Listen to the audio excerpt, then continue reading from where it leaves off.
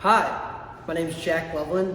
I'm originally born and raised in Evanston, Illinois, and I'm currently pursuing a bachelor's degree at the University of Illinois in advertising and computer science. Where does advertising and computer science cross paths, Jack? So, to be perfectly fair, going into college, I really did not know what major I wanted. I was just like roaming around at first, and my mom really considered going to advertising because she is also like an advertising major. She works for Hearst Corporations. And along the road, I was like just taking the classes and getting the feel for it. And I decided that I like advertising because I'm a very social person and I feel like I connect with a lot of people and I can use a lot of those skills for possibly a career future. But I also know that I have a lot of critical thinking skills. So I try to add like a different aspect to it. So I added computer science.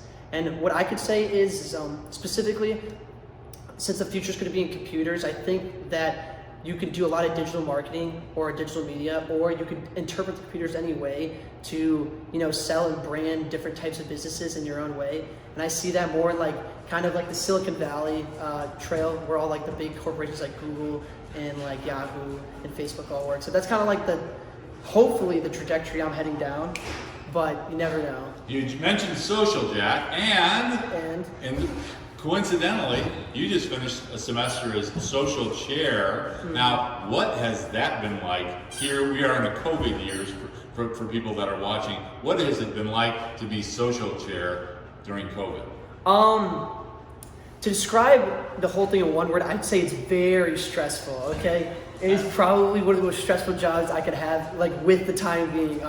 It's because everyone's looking to have a certain party or social gathering with, a sorority or just just in general. And you can't really do that as much with the circumstances we're in. Because explain to the people that are watching that may not know there's been gathering restrictions and guest restrictions set by the university. Explain what that was about. So the university set a 10-person policy rule. So if you had more than 10 people in like a gathering, it's considered a social gathering, and you can technically be kicked off or you could be on probation.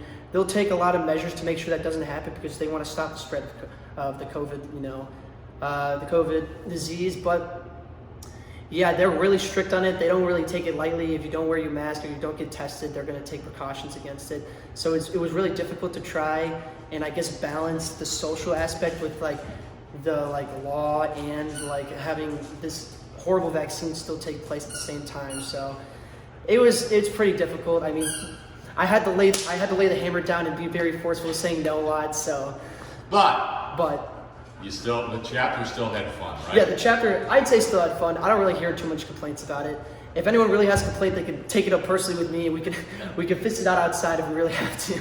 So Jack, tell me what your life's going to look like in 10 years. We're going to be looking at this video 10 years from now, looking back at young Jack here in the house, and you're going to be saying, "Oh, I said I was going to be doing." So ideally, I would love to work for some big tech company in California somewhere, hopefully like the Silicon Valley. But the thing about it is times are changing, so they're transitioning more to a lot of companies are going to Austin, Texas, because it's cheaper. So honestly, I could see myself living in Austin, Texas. My original plan was probably going to live in California, but I could see myself living there as well, probably working for that. I want to be some kind of web designer or maybe some kind of engineer, because along the road, I'm going to take more computer science classes, so I'm going to get more hands-on training with that. So I think that would be useful, and hopefully I'll have kids and hopefully I'll have a wife by then, but I'm not really thinking about that right now, but hopefully down the road I can have him. What don't we know about you, Jack, that everybody should know? I think nobody knows that my mom was born in Canada, so I'm technically 50% Canadian. So that's a really fun fact about me. I go there every year. It's just outside Toronto. Rizzo is trying to get a picture here. So Canadian, can you sing "Oh Canada"? I used to, but I forgot. I forgot. I'm not gonna lie. I used to know it from word, but then after not saying it for so many times, the repetition just can't recall as much. What would you like to say to the alums out there in the country? I would love to say that this is by far the best Phi Kappa Psi chapter on the nation, probably the entire world. And to the alumni out there, my name is Jack Loveland. I feel like I'd be a good contributor to any organization or company if they really want me to, and hopefully that could happen in the future. Perfect.